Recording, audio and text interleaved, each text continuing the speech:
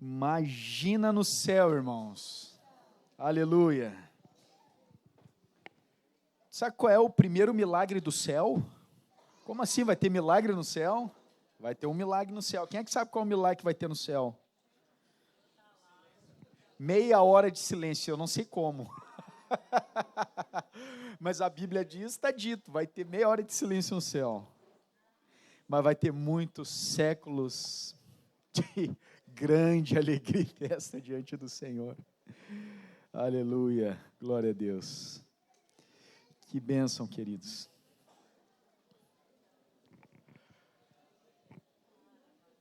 Que privilégio estarmos juntos. Não fique de fora daquele dia. Estava falando com o irmão aqui sobre, agora não vou lembrar com quem era, sobre a coroa de graça. Que foi ontem um irmão que falou sobre a coroa comigo. Benção. Eu lembro de Salmo 103, que a palavra diz que ele nos coroa de graça e misericórdia. Depois ele lembrou do texto que diz em 2 Timóteo, né, que quando Paulo está na antessala do martírio, prestes a partir, e ele diz, combati o bom combate, completei a carreira, guardei a fé, já agora uma coroa me está preparada, a qual o Senhor reto juiz me dará naquele dia, e a todos quantos amam a sua vinda. Mas tem uma outra coroa também. Lá em Apocalipse diz assim, cuide para que ninguém tome a tua coroa. Mas naquele grande dia, a palavra diz que os anciãos vão depositar todas as coroas aos pés do Senhor. E nós também, todos os méritos, toda a honra, toda a glória ao nosso bendito Senhor. Uma irmã também aqui me compartilhou uma palavra sobre descanso de Deus. Cadê a irmãzinha que me compartilhou? Qual o seu nome? Eunice. Benção, Eunice. Sabe que o primeiro dia de Adão, primeiro dia do homem criado, foi no descanso de Deus. No sexto ele criou o homem, no sétimo descansou. O primeiro dia do homem foi no descanso de Deus. E assim também começa a nossa caminhada com o Senhor. Começa como lá no princípio. Claro que entre um e outro descanso, teve o árduo trabalho do nosso Senhor que se fez carne, sofreu em nosso lugar, para que a nossa posição perdida fosse recuperada. Mas nós podemos descansar. E ela lembrou daquele texto muito importante, porque nós estamos falando aqui sobre usados e aprovados por Deus, mas nós podemos ter descanso, porque já não é nós que vivemos, mas Cristo vive em mim. E esse viver que agora tenho na carne, vivo pela fé no Filho de Deus que me amou e a si mesmo se entregou por mim. Você sabe qual é o grande segredo dessa vida triunfante em Cristo Jesus? É uma vida substituída. Cristo vivendo em nós. Essa é a nossa esperança. Louvado seja Deus.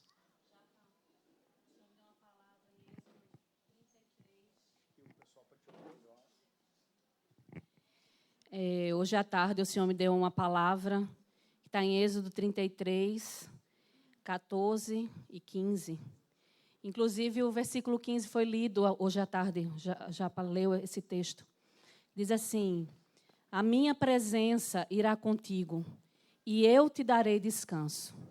Então lhe disse Moisés, se a tua presença não vai comigo, não nos faça subir deste lugar. A presença do Senhor nos dá esse descanso. E cantamos isso na música de Daniel. Testificou, né? Essa palavra sobre descanso na graça de Deus. Alguém mais recebeu alguma palavra? Alguma visão? Irmãos, ontem no louvor, na verdade, só que eu estava esperando um momento para poder compartilhar. Eu ia compartilhar logo depois que Tia Jo orou sobre a questão dos vasos. no louvor, quando eu estava louvando, antes mesmo da palavra e tudo mais, o Senhor me deu uma visão de vários vasos, como se fosse assim a sala de um oleiro, né? Que ele tem vários vasos na estante, mas alguns vasos estavam quebrados, assim, com algumas rachaduras, algumas quebras. E geralmente, eu não conheço muito bem, mas eu já vi que alguns oleiros eles pegam esses vasos e ele quebra esses vasos completamente para fazer um novo. E o Senhor falou que ele queria quebrar todos esses vasos e fazer um grande vaso, que é a igreja, que iria ser tipo um único vaso e não vários vasos perfeitinhos, mas um único vaso que coubesse todo o óleo que ele queria derramar. Amém. Alguém recebeu alguma outra palavra? Gostaria de compartilhar? Por favor, querido. Ontem, quando você ministrou, estava ministrando e perguntou para sua filha, né, sobre a questão da alegria, e ela respondeu, né, paz, alegria, né, que é a vida, né, com o Senhor. O Senhor me fez refletir a alegria que Ele sente conosco, né, com essa atitude. Então, quando a gente vai proclamar e alguém está conversando conosco, o Senhor me deu uma visão de que, assim como você fez com a sua filha, perguntando sobre o que era, né, a alegria, Ele também faz isso conosco. Então, quando alguém estiver falando conosco, na hora o Senhor diz, fala para ele como é isso, fala para ele o que é que eu faço na vida dele, fala para ele quem eu sou. E aí, quando a gente comunica isso, eu tenho certeza que ontem você ficou feliz pela resposta dela. E a resposta dela não veio do nada.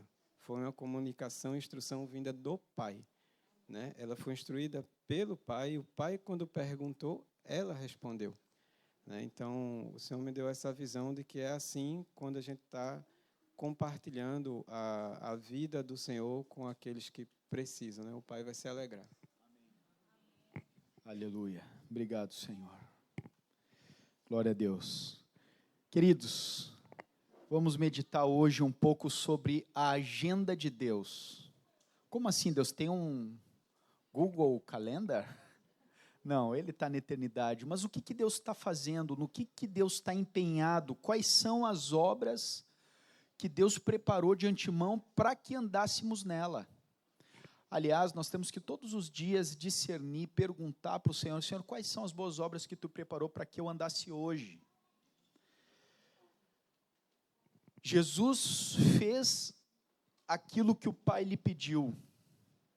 A palavra diz que Davi foi fiel a Deus, servindo ao Senhor na sua geração. Mas hoje, o que Deus está fazendo? Queria meditar sobre isso com vocês.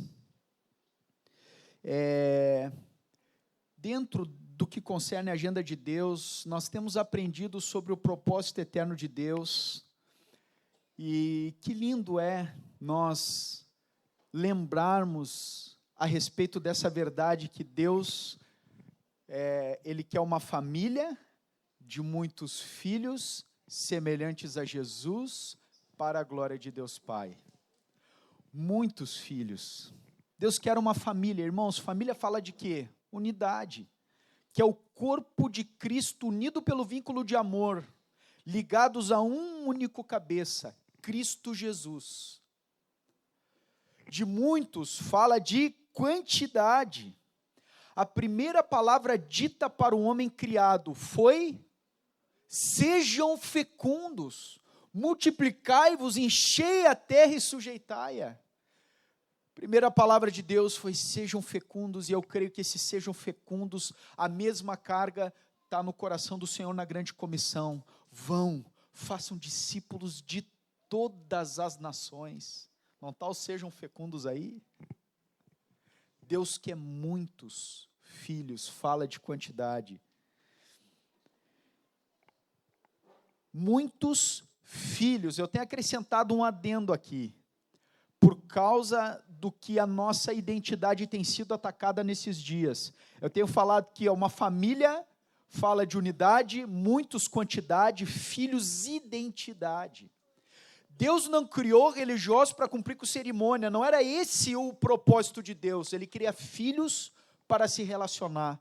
Na genealogia de Lucas, que vai até Adão, diz lá: Adão, filho de Deus. Fulano, filho do Beltrano, que é filho do fulano, que é filho, que é filho, que é filho. Adão, Filho de Deus. A palavra fala lá em Romanos 8, 29, como nos escolheu nele, antes da fundação do mundo, perdão, errei o texto, vou ler. Porquanto aos que de antemão conheceu, também os predestinou para serem conformes à imagem do seu Filho, a fim de que ele seja o primogênito dentre muitos irmãos. Lembrei do texto. Então, semelhantes a Jesus, fala a respeito de qualidade. Deus nos criou para sermos santos. Sem santidade ninguém verá o Senhor. E o modelo dessa santidade é Cristo Jesus. Quando Moisés pergunta para Deus o que haveria de dizer quando perguntasse qual é o nome, pergunta qual é o nome de Deus. Deus não tinha nenhuma referência que ele pudesse apontar para fora de si e dizer, é assim que eu sou. Qualquer comparação com relação a Deus seria diminuí-lo. E ele não pode apontar para nada fora de si para dizer como que ele era ou o que ele era. Então ele aponta para si mesmo e diz, vai Moisés, e diz que eu sou o que sou. Diz que o eu sou te enviou. Agora, quando Jesus vem, toda essa santidade gloriosa de Deus é encarnada na pessoa de Jesus. E em Jesus, Deus pode dizer, é assim que eu sou. Porque Jesus é a expressão exata do seu ser. Para a glória de Deus Pai, fala da finalidade. É interessante que isso, porque nós vivemos dias onde o humanismo impera. No princípio, eu. O homem vive para si mesmo. E alguns que vêm para a igreja, eu estava conversando com o Alex sobre isso, muitos, na verdade, quase todos vêm por algum motivo, muitas vezes errado. Em vez de vir pelo Senhor das bênçãos, viemos pelas bênçãos do Senhor. Lembro de um irmão, muito amigo meu, se tornou muito amigo meu em Porto Alegre, ele chegou na igreja, olhou para as irmãs e disse, eu vou me converter. O motivo todo errado. Mas aí ele viu Jesus. E aquele homem foi transformado num novo homem, se converteu, casou com uma das irmãs lá, e é uma bênção servindo o Senhor. Mas muitos se frustram com Deus por causa das suas expectativas não atendidas. Queridos, eu quero dizer uma coisa para vocês, parece chocante, mas é necessário dizer isso, você não foi criado para ser feliz, você foi criado para ser santo, e a verdadeira alegria emana da santidade. Algum amém por aí? Não tem alegria maior do que pertencer inteiramente ao Senhor. Ele é quem faz brotar de dentro do nosso coração o rio de vida. Quando ele diz para aquela mulher samaritana que achava que a felicidade estava num amor humano. 5 maridos tu já teve, esse que tu está agora não é teu. Provavelmente estava achando que a felicidade estava num amor humano. E aí o Senhor fala, eu tenho uma água que se tu beber, tu nunca mais vai ter sede. Esse é o gancho que eu geralmente dou para quem está vendendo água. Falei para o Gustavo lá, né? Ele está vendendo água, eu falei, tu sabia que eu tenho uma água que se tu beber, tu não sente mais sede? Ele ficou me olhando. Estava falando a respeito do quê, irmãos? Do Espírito Santo. Que brota vida, brota alegria, brota paz, brota longanimidade, benignidade, bondade, fidelidade, mansidão, domínio próprio. Queridos, é a vida que se manifesta quando nós centralizamos Deus no centro do nosso coração. Copérnico foi um astrônomo que descobriu que não era o Sol que girava em torno da Terra, mas o contrário. O Evangelho vem corrigir o epicentro daquilo que o pecado causou. O pecado pôs o eu no centro. E lembram, queridos, que temos sempre sido ensinados sobre a diferença do incrédulo, do religioso e do discípulo.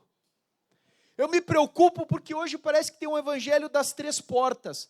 O largo e espaçoso, aonde a gente olha, essa é a turma que vive no pecado, no carnaval, no baile funk. Eu não estou nesse extremo. Aí nós olhamos para o caminho estreito e apertado, esse negócio de santidade, viver tudo para a glória de Deus, isso é para os pastores, para os missionários. Eu não estou nesse extremo, eu estou numa porta do meio. Aí nós criamos um caminho do meio e botamos umas cerquinhas de proibições. Queridos, caminho do meio não é evangelho do reino. Amém? Viver para a glória de Deus é experimentar a verdadeira alegria de todas as alegrias, porque dele, por meio dele e para ele são todas as coisas. Existe uma máxima na teologia que diz que o homem foi criado para desfrutar Deus e glorificá-lo para sempre. O que foi mais terrível no pecado foi o muro de separação, isso é morte, mas na presença do Senhor a plenitude de alegria. Nós temos que entender que o propósito eterno de Deus não é me fazer feliz, não é que Deus tem um plano para a minha vida, Deus tem um plano e me incluiu nesse plano, me deu o privilégio de poder fazer parte glorioso do seu propósito. Lembram de Filipenses 2, de 9 a 11? Pelo que também Deus o exaltou sobremaneira, que lhe deu um nome que está acima de todo nome, para que ao nome de Jesus se dobre todo o joelho, no céu, na terra e debaixo da terra, e toda língua confesse que Jesus Cristo é Senhor, para a glória de Deus Pai. Nós vamos ver todos esses homens da história, Hitler, Carlos Magno, Alexandre o Grande, todos eles vão se ajoelhar, Satanás vai se ajoelhar e dizer para os seus demônios: se ajoelhem, porque Ele é o Senhor.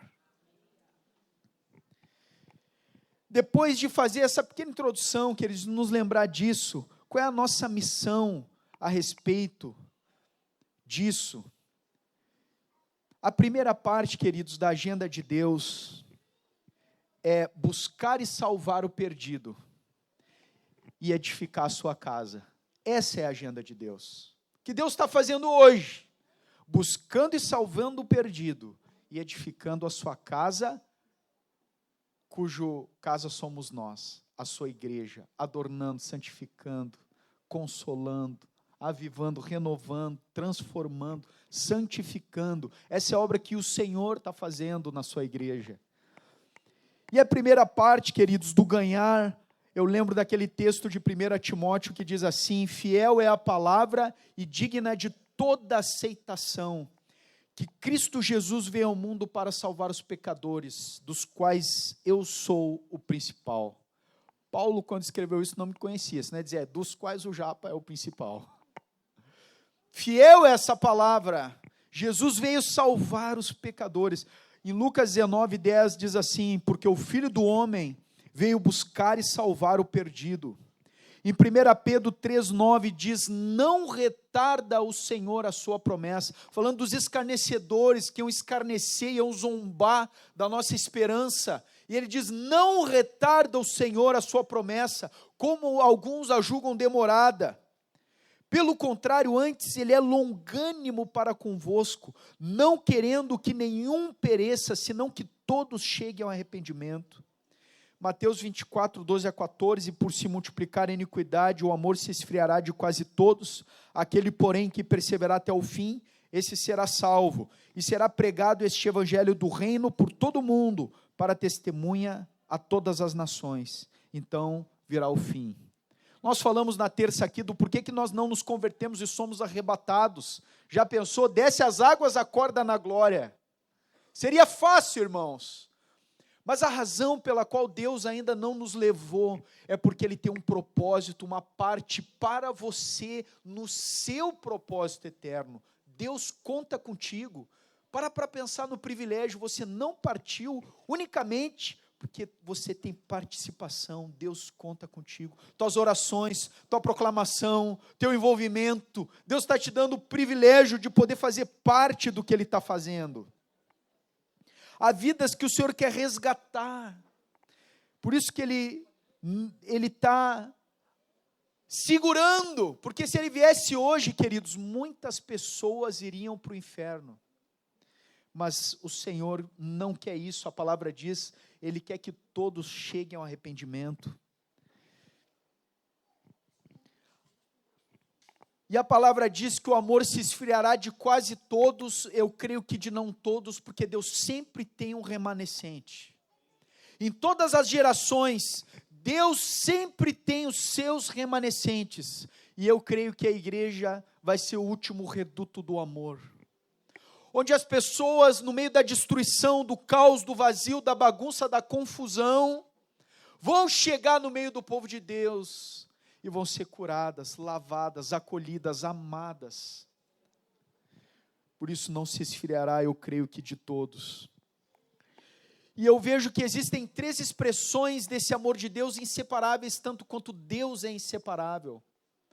É impossível nós amarmos a Deus sem amar aquilo que Ele ama. A primeira dimensão do amor de Deus é o amor por Ele mesmo. Esse amor relacional, esse amor onde há uma recíproca verdadeira, crescente, cada vez maior, mais e mais, esse amor que eu creio que o autor de Cantares diz, ele colocou uma bandeira sobre nós. A sua bandeira sobre nós é o amor. Eu sou do meu amado, e o meu amado é meu. Outra expressão desse amor é o amor aos irmãos. A palavra diz que quem não ama o irmão a quem vê, não ama a Deus a quem não vê. É incoerente, é impossível, é um contrassenso. E a outra parte é a expressão do amor aos perdidos.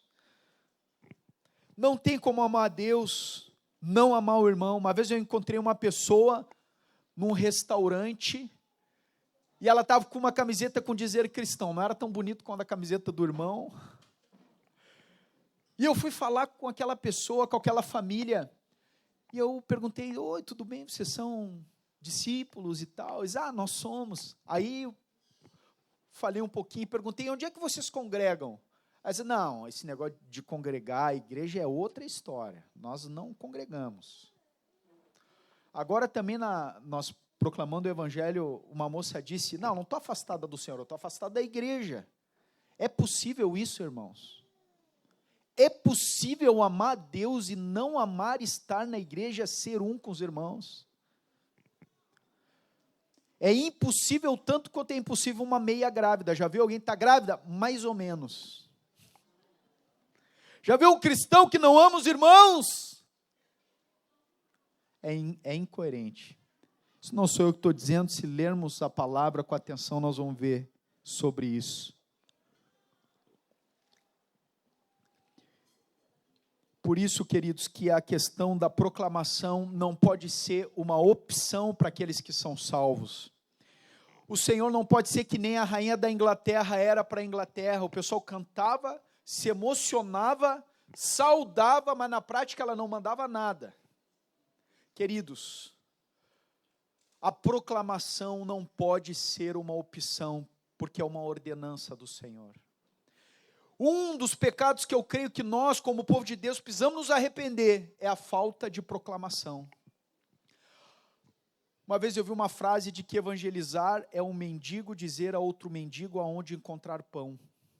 Como que nós podemos nos calar quando achamos no meio do deserto um oásis? Não ir falar para as pessoas dessa água da vida, sendo que nós estamos cercados de pessoas sedentas. Por isso, amados, nós temos que olhar para essas coisas e nos voltar e deixar o Senhor nos limpar e nos converter para a sua agenda, para a sua obra, para andarmos nas obras que Ele preparou de antemão para que andássemos. E quando nós estamos alinhados com a agenda de Deus, a graça, a provisão, a renovo. Deus põe vinho novo em odres novos. E às vezes nós nos apegamos a estruturas e perdemos a essência. Vamos mantendo uma atividade sem essência, sem o absoluto, sem o que é imprescindível. A igreja em Atos, irmãos, ela era uma igreja simples de pescadores, que não tinham recursos, não tinham estruturas, luxos, conforto. E eles viraram o mundo de cabeça para baixo. De um lado, eles tinham os romanos perseguindo eles com as suas garras. Do outro lado, eles tinham os judeus que estavam também perseguindo, massacrando a igreja diante deles. Eles tinham a filosofia grega que estava no seu ápice, no seu clímax. Quem diria que o empreendimento desse pudesse dar certo? Deus é com o seu povo. O Coliseu não parou a igreja. Ninguém pode parar a igreja do Senhor. Nesse sentido, obviamente, Gamaliel estava certo. Se essa obra for de Deus, ela não vai poder ser parada. O evangelho atravessou fronteiras e gerações e ainda hoje continua mudando e transformando vidas, porque é o poder de Deus.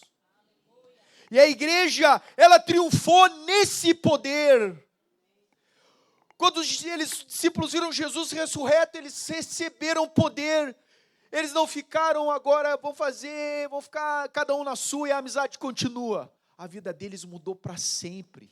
Os planos mudaram, os anseios, os valores, o propósito, as motivações, as ações, as reações, tudo na vida deles mudou.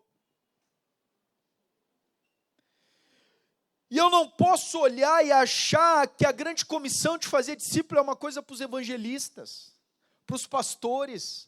Deus te deu fertilidade espiritual e Ele quer filhos. Deus quer filhos. Deus quer filhos. E você pode gerar filhos para Deus. Deseje gerar filhos para Deus. Ore por gerar filhos para Deus. Toda conversão é um conjunto de muitas marcas. É um que orou, outro que evangelizou, outro que amou, outro que vai colher. Em tudo isso, Deus dá o crescimento. Você pode cooperar, mas nós não podemos ser daqueles, eis-me aqui, Senhor, envia a Ele. Não, irmãos, nós temos que dizer, eis-nos aqui, Senhor. Eis-nos aqui, Senhor. É uma ordem do Senhor. A grande comissão não é uma grande opção.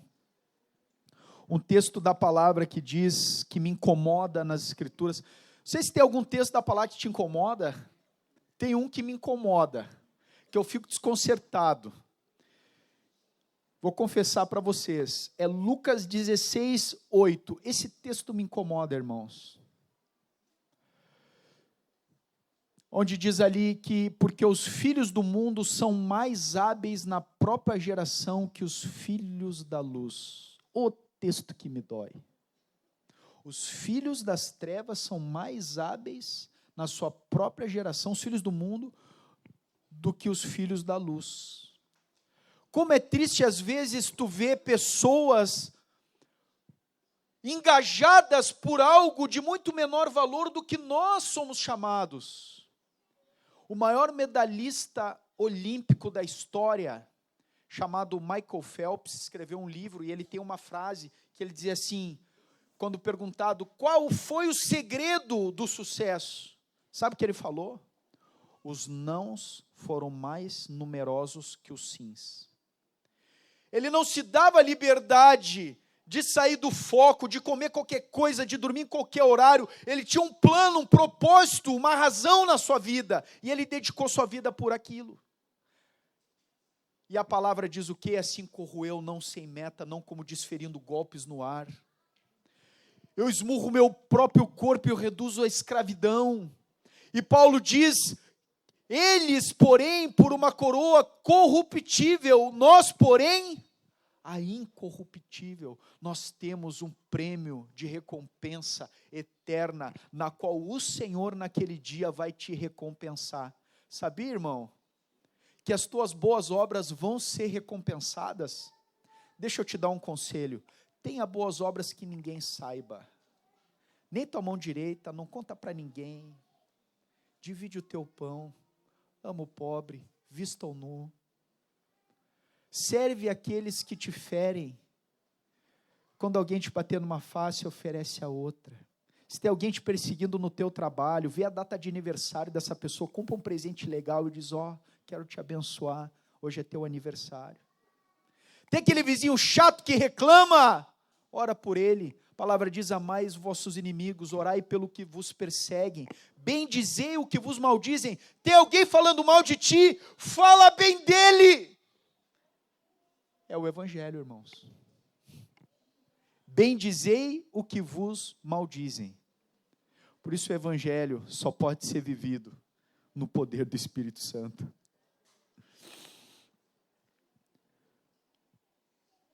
Vou ler o texto que se tem uns pedaços aqui, mas está em 1 Coríntios 9, 22 a 27, eu quero ler com vocês. Fiz-me fraco para com os fracos, com o fim de ganhar os fracos. Fiz-me tudo para com todos, com o fim de, por todos os modos, salvar alguns.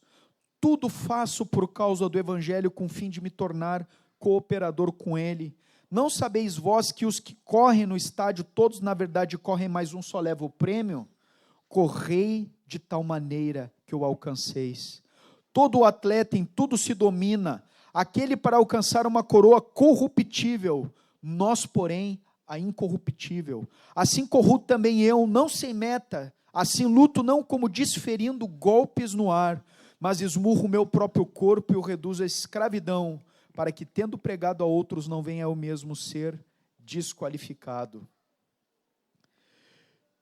Quando eu me casei, eu saía do meu trabalho de manhã, levava a Paula para o trabalho dela, ia para o meu trabalho, saía do meu trabalho, pegava ela no trabalho dela, a gente tomava um banho e saía para a rua pregar o evangelho.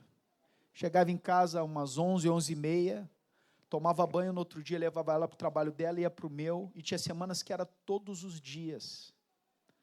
Queridos, a nossa glória é o evangelho. Depois eu lembro que eu tinha saído do meu último trabalho, eu estava pensando em fazer um MBA, eu me formei em engenharia de produção, então estava em algumas coisas assim na minha vida, e eu olhei para minha esposa e disse, amor, se eu tiver que pintar portão, eu vou pintar portão, fica tranquila, eu vou cuidar de ti, Deus não vai deixar faltar o nosso pão na mesa, mas nós não vamos parar de fazer aquilo que Deus nos mandou fazer, discípulos. As nossas maiores alegrias foi ver na nossa sala famílias sendo restauradas. Na noite que a Noemi nasceu, tinha um casal lá em casa se restaurando. Não recomendo, tá, irmãos? Coitada da Paula, só ela mesma. A gente aconselhando o casal, as contrações. A nossa vida foi dada para a igreja, foi dada para servir no reino de Deus. A tua vida foi dada para servir no reino de Deus. Te ofereça ao Senhor. Quando fala desses homens do mundo, pessoas do mundo, filhos do mundo, mais hábeis que os filhos das trevas, eu me lembro do atentado, estava olhando esses tempos no atentado do dia 11 de setembro nos Estados Unidos, como aqueles homens se prepararam uma vida toda para um projeto infernal, maligno, terrível. Eles estudaram a vida toda para aquilo, ganharam a confiança das maiores empresas aéreas do mundo. Se eles tinham alguma coisa no trabalho que tirava eles do foco, eles trocavam de trabalho, eles trocavam de tudo, mas eles foram resolutos no foco. E eu fico pensando, e nós pelo reino de Deus, irmãos? E nós pelo reino de Deus? Lembro de uma irmã querida, ela estava com dificuldades na fé, foi pedir um conselho sobre uma promoção de trabalho. E ela foi orar ao Senhor. Porém, essa promoção aí, só que nesse meio tempo em que ela sujeitou, pediu conselho e orou por uma promoção vir, se era a vontade de Deus ou não, porque ela estava querendo, ela se firmou na fé, começou a ter vínculo no corpo, Deus renovou ela foi cheia do Espírito Santo. Sabe o que aconteceu, irmãos? Veio a promoção. Só que a promoção que veio iria afetar diretamente o convívio e a vida dela do que ela estava vivendo com Deus em renovo. E aí ela não veio pedir conselho, ela disse, eu sei qual é a vontade do Senhor. E ela negou aquela porta aberta por causa de sua fé. Nenhum soldado em serviço se envolve em negócio dessa vida, porque o seu objetivo é satisfazer aquele que o arregimentou. 2 Timóteo 2,4. Trabalhar é importante? Claro que é. Estudar também, porque fazemos para o Senhor. Mas, queridos, nós daremos conta com o que fizemos daquilo que Ele nos pediu, nos confiou, onde nós estamos. E o nosso primeiro campo missionário é onde nós estamos hoje. Nossa casa, nossa família. Se você não tem familiares convertidos, é tua missão. Vizinhos, colegas de trabalho. Você foi um enviado de Deus a essas pessoas. Olha para o irmão que está ao teu lado e diz assim: você é um missionário. Você é um enviado, no poder do Espírito, para dar testemunho de Cristo, para amar, para servir, para consolar, para libertar, para proclamar o ano aceitável do Senhor. Aleluia! Quem converte corações não somos nós, irmãos, é o Espírito Santo. Nosso papel é dar testemunho. O Espírito Santo em nós revela Cristo através de nós em toda parte. Você carrega o maior poder do universo. Queridos, que maravilha.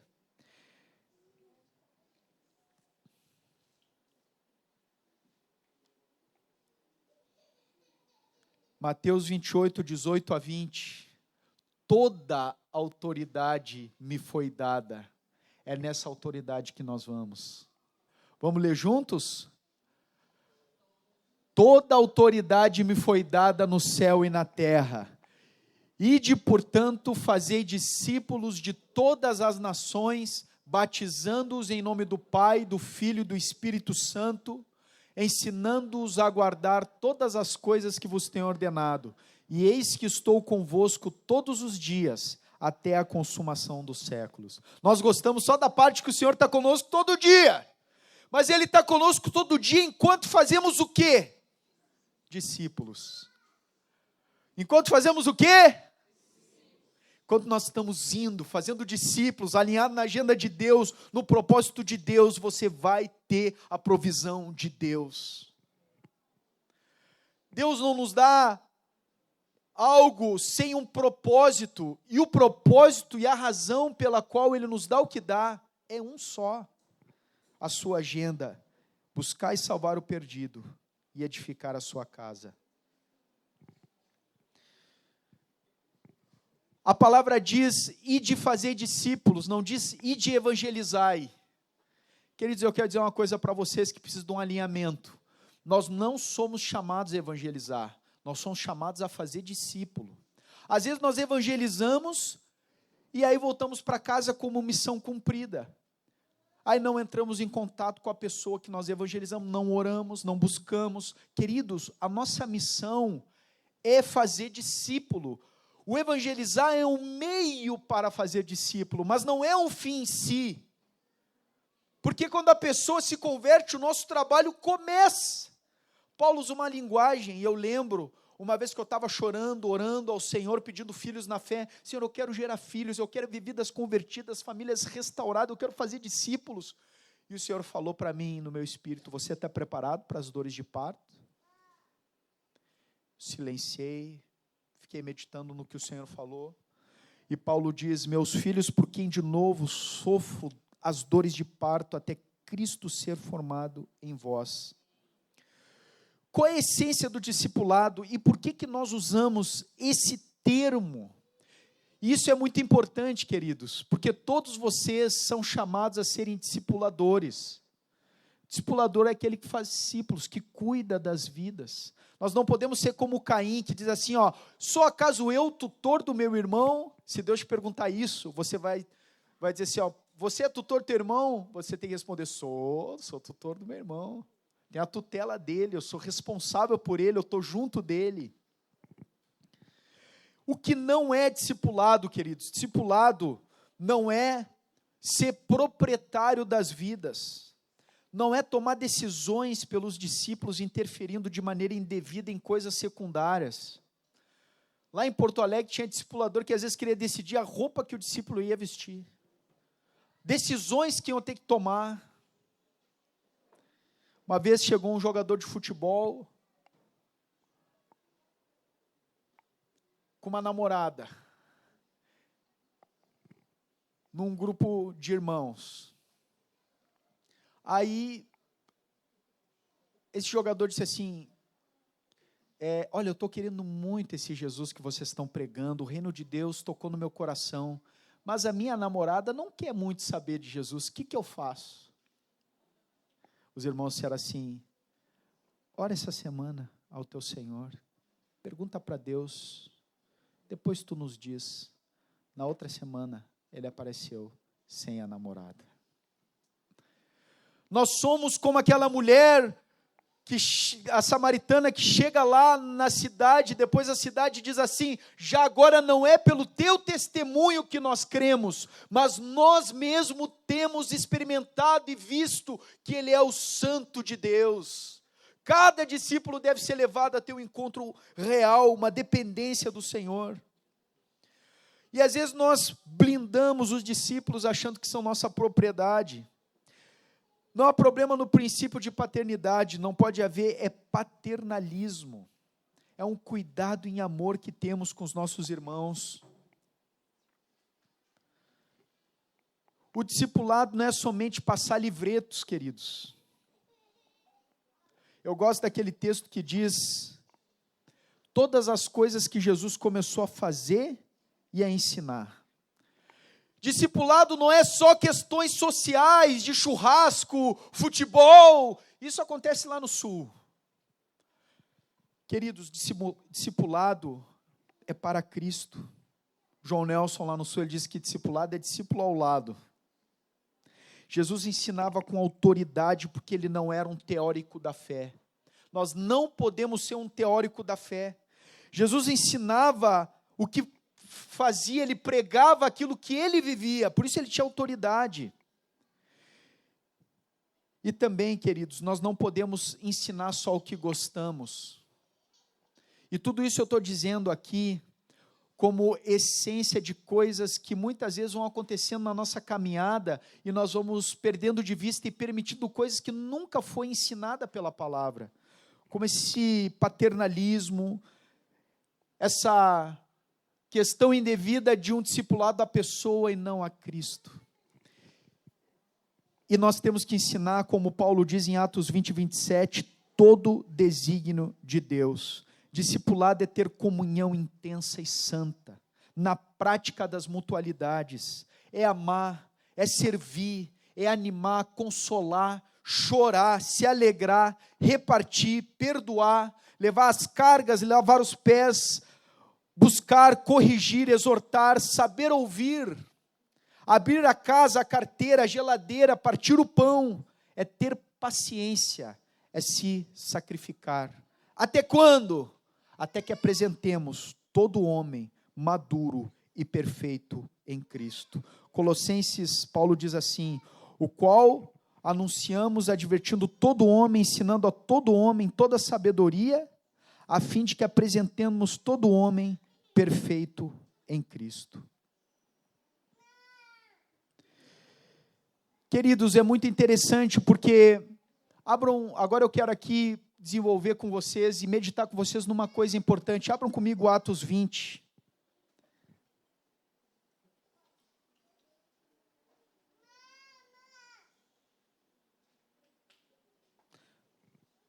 Amor.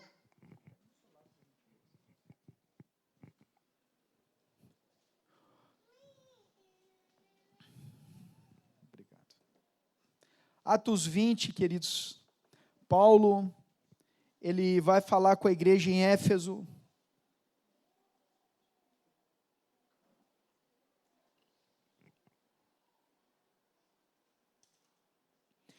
Ele tinha pregado lá em Éfeso. Depois ele saiu de lá.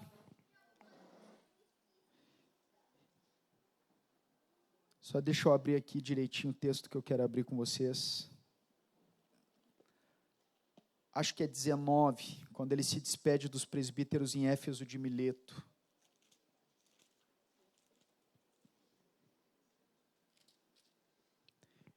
Isso, 17.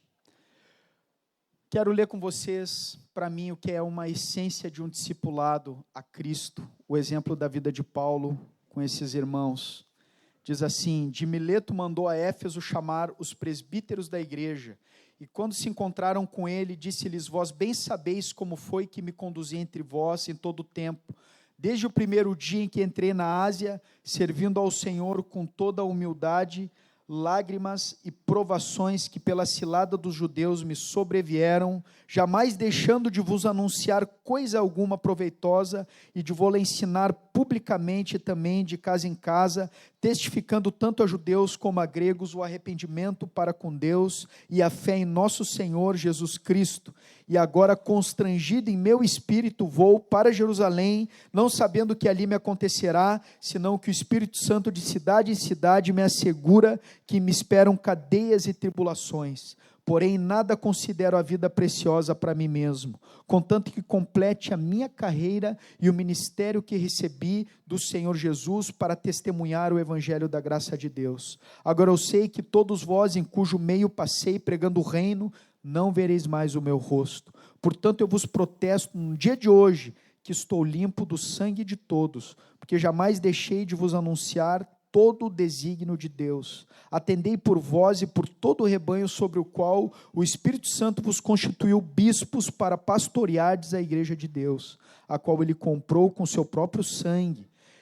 E eu sei que depois da minha partida, entre vós penetrarão lobos vorazes que não pouparão o rebanho, e que dentre vós mesmos se levantarão homens falando coisas pervertidas para arrastar os discípulos atrás deles.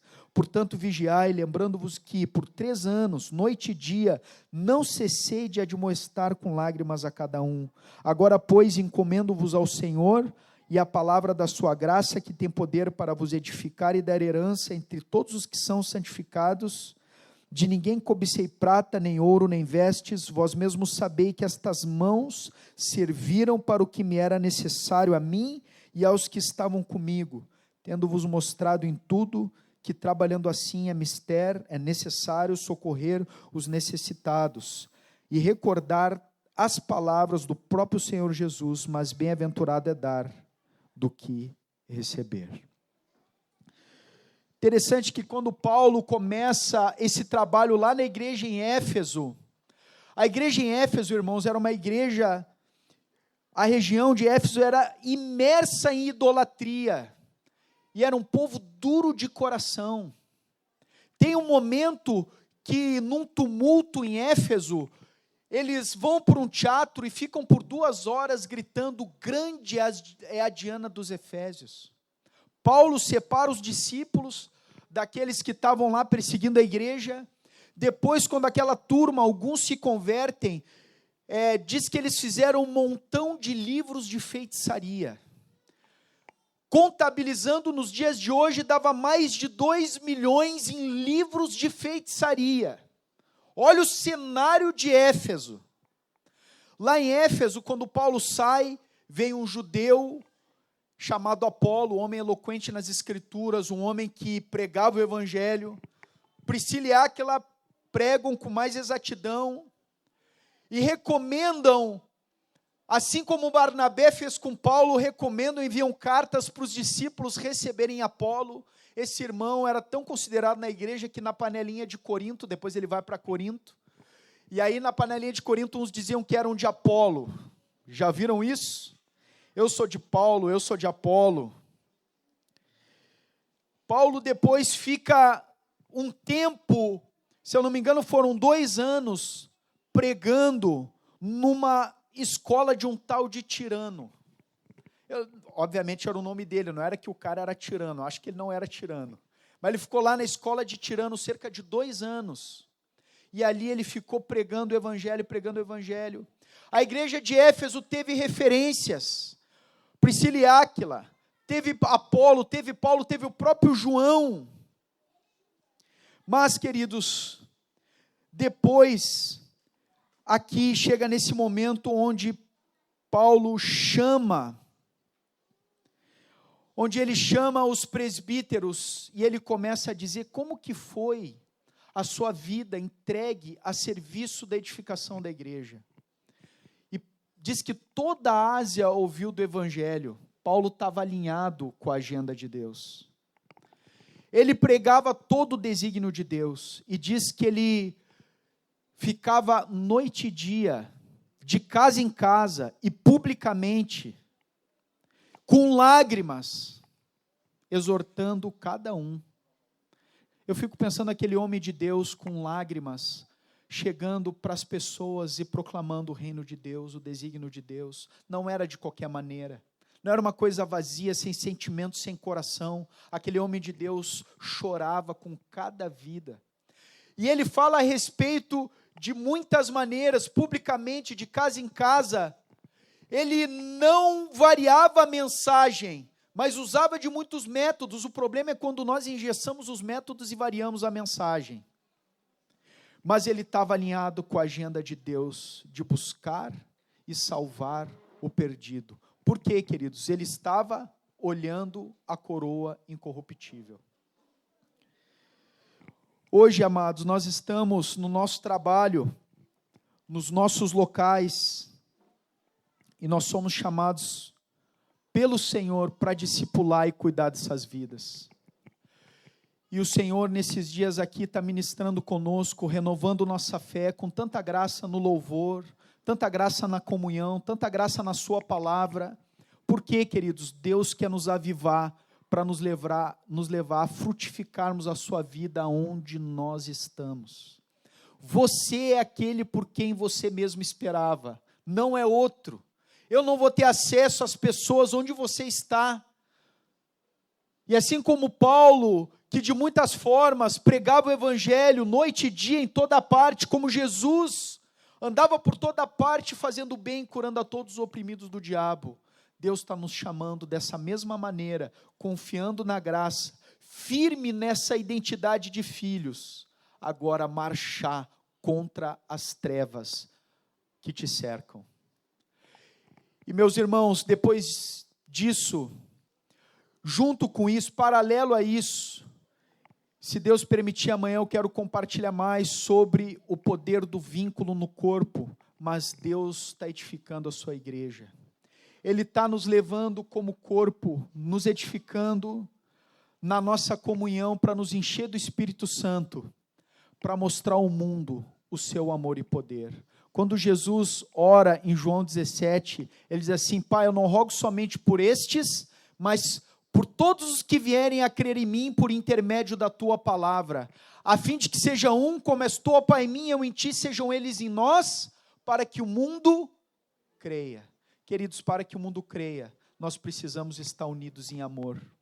Nós precisamos estar nos edificando, não apenas batalhando, proclamando, mas também nos renovando no amor e na comunhão.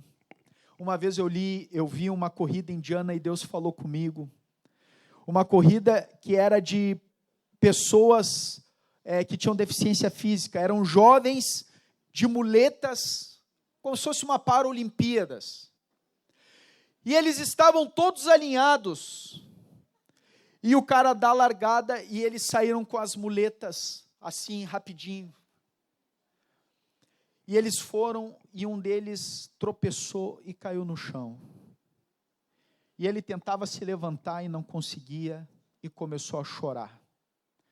Quando ele começou a chorar, e chorar muito, os outros ouviram o choro dele, e um por um foi parando, e parou, e parou, e parou. Eles voltaram, todos eles, ergueram um rapaz que estava caído, e abraçados juntos, eles passaram a linha de chegada. O Senhor ministrou no meu coração que assim, irmãos, nós vamos chegar aquele dia na glória, com todos os nossos defeitos e dificuldades, com as marcas da batalha, mas unidos em amor, até a volta do Senhor, e com muitos frutos de vida salvas para a sua glória, que aqui em Recife haja um testemunho glorioso de uma igreja que decidiu se santificar, que decidiu se amar, que decidiu proclamar, que decidiu viver uma vida cheia do Espírito Santo, de sair da apatia, da mornidão, e agora viver nessa unção e nesse poder. Deus chama você para isso, e essa resposta precisa ser individual. Deus é quem está te chamando para essa vida fervorosa, frutífera, gloriosa, alinhada na agenda de Deus, que está buscando e salvando o perdido através da igreja, e ao mesmo tempo não deixando ninguém para trás. E eu queria ir por fim lembrando de uma vez uma frase que eu ouvi, que era o brado de guerra do Exército da Salvação. Já ouviram falar do Exército da Salvação? Depois foi se tornando mais uma obra social, mas quando Deus avivou aqueles irmãos, o general William Bolt, eles iam vestidos de exército, nos prostíbulos, nas ruas, nos antros, para resgatar aquelas vidas e levá-las a Cristo.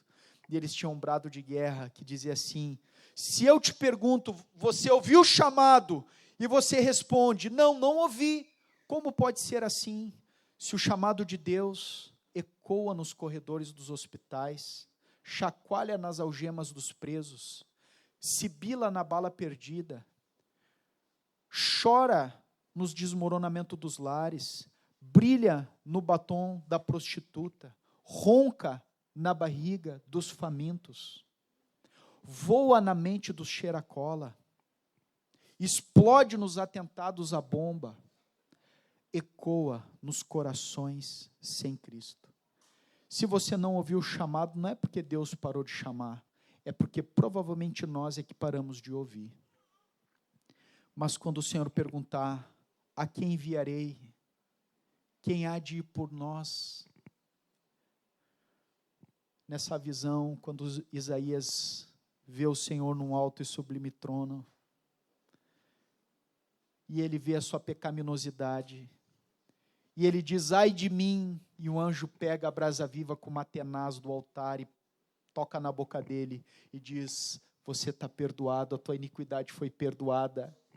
Dessa mesma maneira, nesses dias eu creio que a ação do Espírito Santo no teu coração te levou de novo a ter um olhar sobre a soberania do Senhor, a ser aquecido por essa brasa viva que testifica e renova a alegria do perdão, que traz cura para a nossa alma.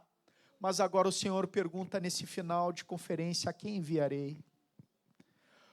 A quem eu enviarei? Deus está esperando uma resposta, que nós possamos dizer como Isaías, ou como todos aqueles que foram perdoados dos seus pecados, que foram libertos, que foram livres, que possamos dizer: Senhor, eis-me aqui, envia-me a mim.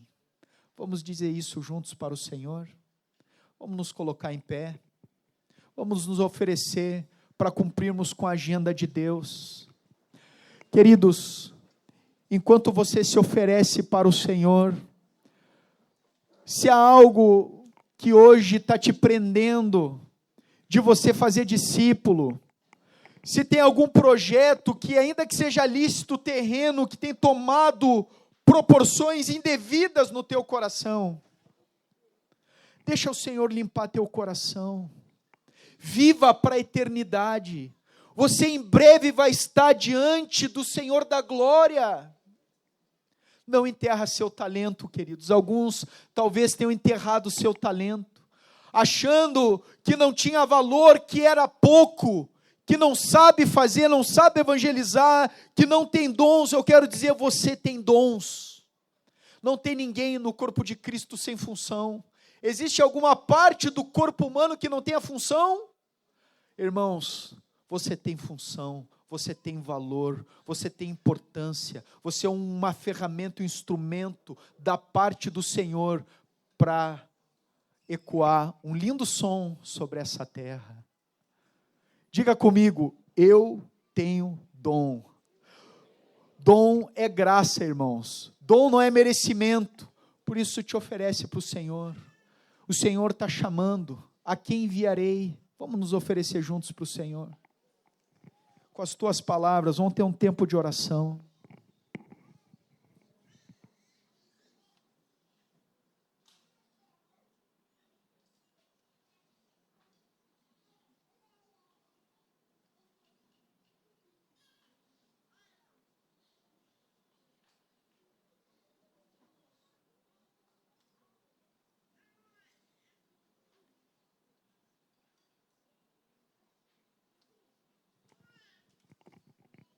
Senhor, obrigado pelo ministrar do Teu Espírito Santo nesses dias.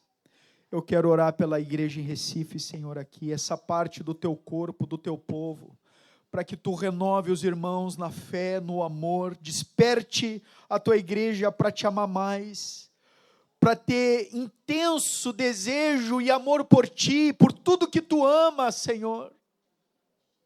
Gera um arrependimento profundo daquilo, Senhor, que temos permitido em nossa vida, que não tem nada a ver com a Tua agenda, com aquilo que Tu estás fazendo. Livra de sermos permissivos, Senhor, com aquilo que Tu não nos chamou para fazer.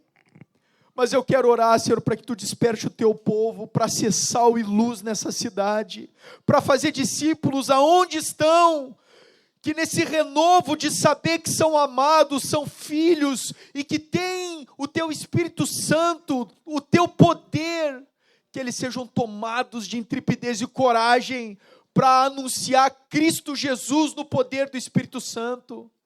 Perdoa, Senhor, às vezes em que nos calamos, às vezes em que ficamos indiferentes, deixamos de amar, de orar, de buscar e salvar o perdido. Nós queremos ser canais livres para o Teu amor e poder, para que em nós e através de nós seja feita a Tua vontade, para que o Teu reino venha sobre essa região, sobre Olinda, sobre Recife, e muitos possam ser unidos ao Senhor. Usa cada um dos jovens aqui onde estão, no colégio, nas universidades, nos estágios, no trabalho. Senhor, dá percepção de que eles estão lá para fazer discípulos, para serem luz, para serem bênção, que eles tenham a Tua presença com eles todos os dias. Renova os anciãos, eu vejo aqui irmãs e irmãos de mais idade, renova suas forças, suas fés, seu ânimo, para que não desanimem, mas para que até o último suspiro estejam cooperando nas brechas do muro, clamando, orando, servindo como Te agrada, Senhor. Que nenhum deles tenha qualquer tipo de pensamento de que já não servem mais, de que passou da idade.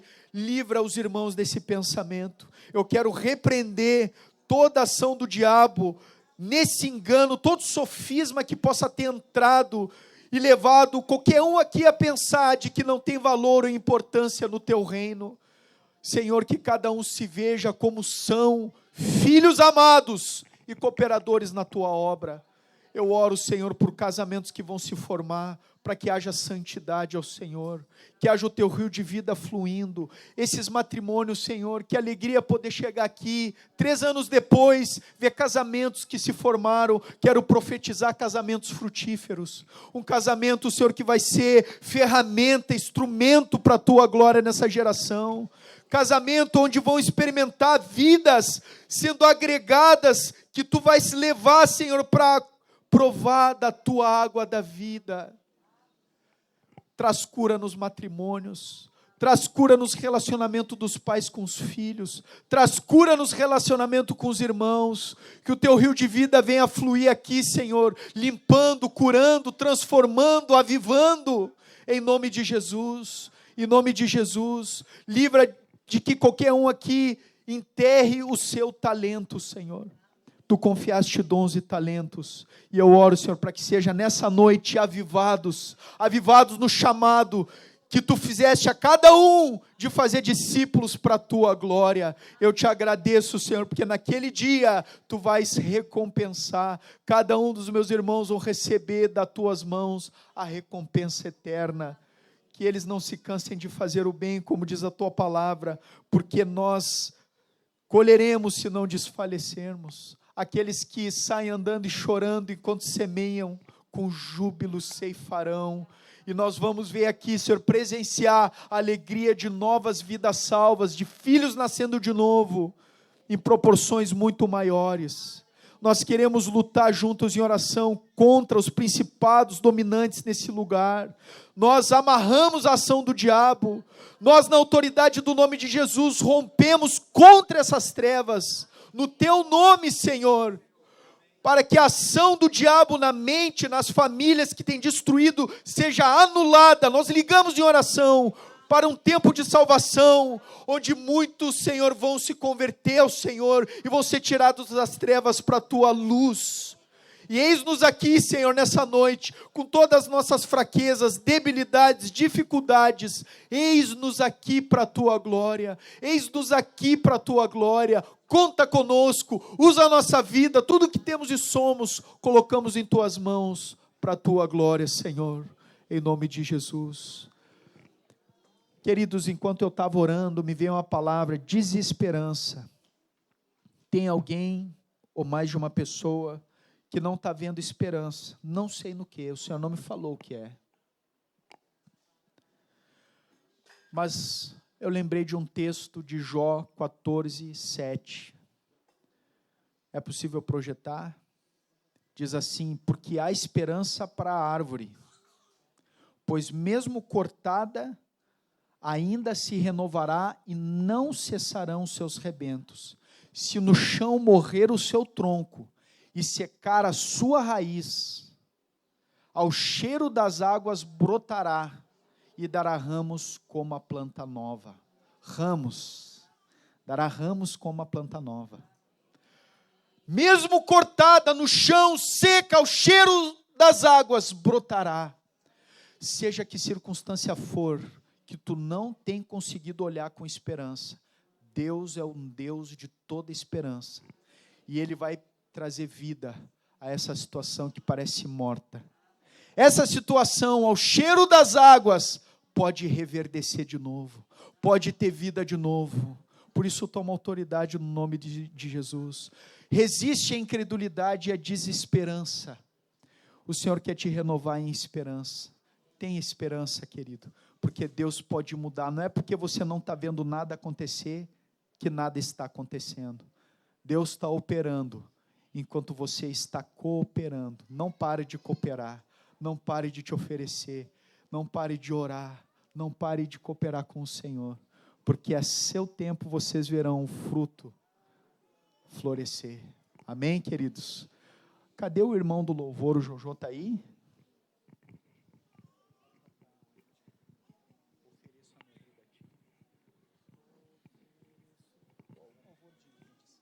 Vamos louvar o Senhor.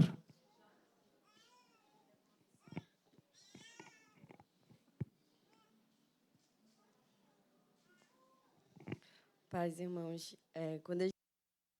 antes dele falar o texto de Jó, eu tive uma visão que era justamente isso, era um terreno, e o solo aparentemente não estava fértil, mas a partir do momento que as sementes começavam a ser plantadas, várias árvores começavam a crescer, e a gente via as raízes muito profundas. Glória a Deus. Alguém teve algum complemento dessa visão? Ou está percebendo que na sua vida tem algo assim parecido? Essa visão é uma visão espiritual que Deus está nos dando, irmãos. Confirma a palavra.